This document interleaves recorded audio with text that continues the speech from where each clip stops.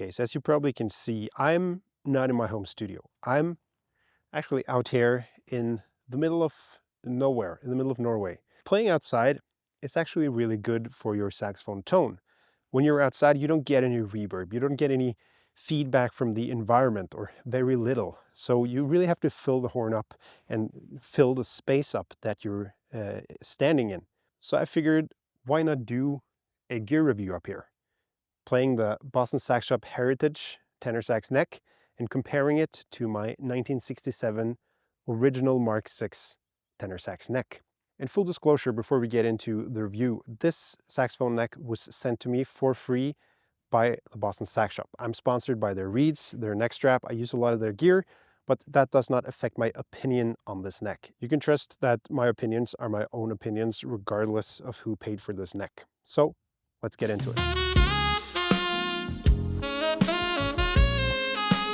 I've played this neck now for a couple of weeks. I got it in the mail, tried it a little bit at home in my recording studio at first, and then I brought it to a gig. I've done some recording on it in my home studio, and I can say now that after trying it for a while, I know this neck pretty well, and I know how it compares to my original Selmer neck. So I want to just go through some of the things that Jack Tyler and the Boston Sax Shop claims about this neck, and I'll give you my own takes on that, see if I agree, if I feel that difference compared to my original Mark VI neck. I know that for me, and probably for a lot of other people too, it feels a little bit weird to swap out your vintage original neck that belonged to the horn. My neck was the original neck that came with the horn back in 1967.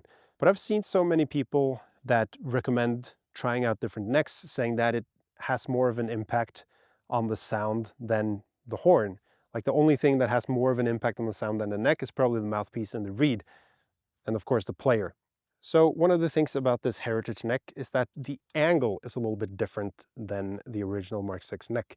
It sits a little bit higher up, so when you play it, I've had to loosen my neck strap a little bit, and it feels like you're blowing more down into the horn, which I guess can be a good thing. And obviously that also factors in on the resistance in the neck, and it's supposed to make it a little bit more free blowing, I think. Other claims about this neck is that it should even out the registers a little bit more.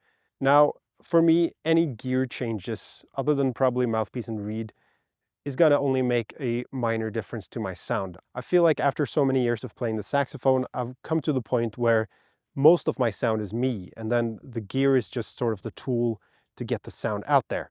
Now, I still think that trying out different gear is worth it, but if you're like in the beginning stages of your saxophone playing, then trying different gear is not the direction to go. You know, obviously if you have like a very classical saxophone mouthpiece and you want a jazz sound, then go for a more jazzy saxophone mouthpiece. But don't blame the gear, work on yourself first, and then try a different gear. Because if you haven't done the work, you won't necessarily know how that gear impacts your playing. So I'll try to play a little bit on both the Heritage neck and the original neck out here, so you can hear for yourself and see if you can hear the difference. For this review, I'm recording through this microphone right here. It's a DPA 4060. I might actually do another review of this neck in my home studio, just so you can hear it through a different mic, a different preamp, and in a studio that's also quite dry, but with a little more room sound to it. But we'll see about that in the future. Let's get into some playing.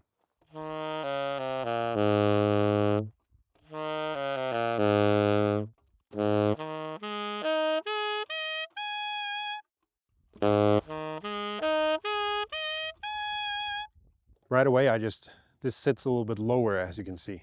So I need to pull this up a little bit. Now, one thing that I've felt with this Heritage neck is that the Altissimo definitely pops in a different way. I think it sounds a bit fuller.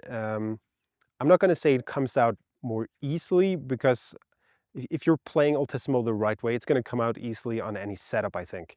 So I just feel like it's like the claims, that it's a little bit more in tune with the rest of the register, both in terms of intonation and in terms of sound. And I just really like the way the Altissimo pops with this neck.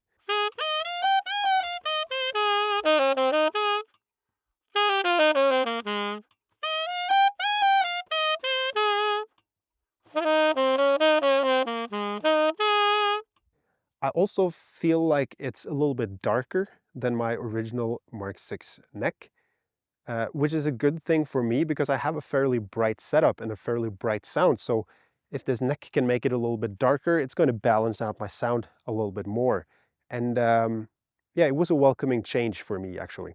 And all in all, I think I prefer this neck to my original Mark VI neck. And this has been staying on my horn since I got it. I've switched back to the Mark VI neck a couple of times, but I always go back to this one. When comparing them side by side, I just feel like this gives me a better sound. It's fuller, it's more even. I'll let you decide for yourself what you think about the sound, and definitely let me know down in the comments how you think this neck impacts my sound. Now, one of the main things to work on for saxophone sound is overtones. And I have a course on playing overtones available over on my Patreon. I leave a link in the video description and up here as well, so you can go check that out if you want to learn more about saxophone sound, about playing overtones, and about voicing the different registers of the saxophone. All right, I'm going to play a little bit now, and you can decide for yourself which neck sounds better.